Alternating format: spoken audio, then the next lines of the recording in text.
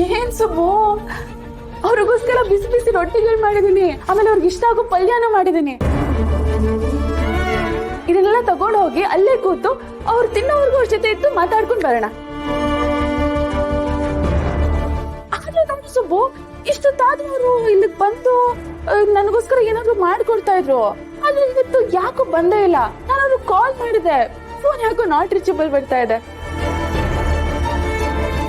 ಹೋಗ್ಲಿ ಬಿಡು, ನಾವ್ ಯಾಕೆ ಮಾತಾಡ್ಕೊಂಡು ಟೈಮ್ ವೇಸ್ಟ್ ಮಾಡೋದು, ಅಲ್ಲೇ ಹೋಗೋಣ.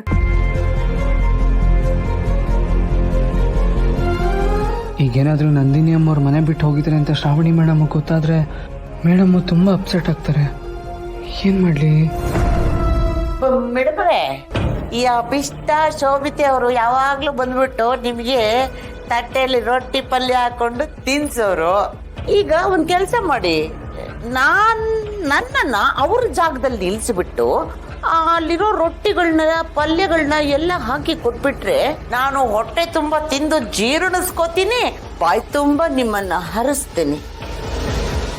ಬಾಯಿ ತುಂಬಾ ಹರ್ಸೋದಕ್ಕೂ ಮನ್ಸ್ಫೂರ್ತಿಯಾಗಿ ಹರ್ಸೋದಕ್ಕೂ ತುಂಬಾ ವ್ಯತ್ಯಾಸ ಇದೆ.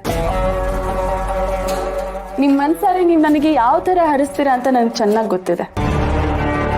ಹಂಗಾದ್ರೆ ನನಗೆ ರೊಟ್ಟಿ ಸಿಗಲ್ಲ? ಹಾಗೇನಿಲ್ಲ ಕಾಂತಮ್ಮ ಅವ್ರೆ, ನಿಮ್ಗ್ ರೊಟ್ಟಿಗಳು ಬೇಕಂದ್ರೆ ಇಲ್ಲಿದೆ, ತಿನ್ನಿ. ಇದು ಸಾಕಾಗಿಲ್ಲ ಅಂದ್ರೆ ನಾನು ಇನ್ನೂ ಮಾಡ್ಕೊಡ್ತೀನಿ, ಅದನ್ನು ತಿನ್ನಿ. ಇದನ್ನ ನಾನು ಹೋಗಿ ಅಮ್ಮಂಗ್ ಕೊಟ್ಟು ಬರ್ತೀನಿ. ಅತ್ತೆ, ನಾನು ಸುಬ್ಬು ಹೋಗಿ ಇದನ್ನ ಅಮ್ಮಂಗ್ ಕೊಟ್ಟು ಬರ್ತೀವಿ. ನೀವು ಸ್ವಲ್ಪ ಅಡ್ಗೆ ಮನೆ ಕಡೆ ನೋಡ್ಕೊಡಿ. ಸರಿ, ಹೋಗ್ಬಿಟ್ಟು ಬನ್ನಿ. ಅತ್ತೆ, ನಾವು ಬಂದ್ಮೇಲೆ ನಾವೆಲ್ಲರೂ ರೊಟ್ಟಿನೇ ತಿನ್ನೋಣ.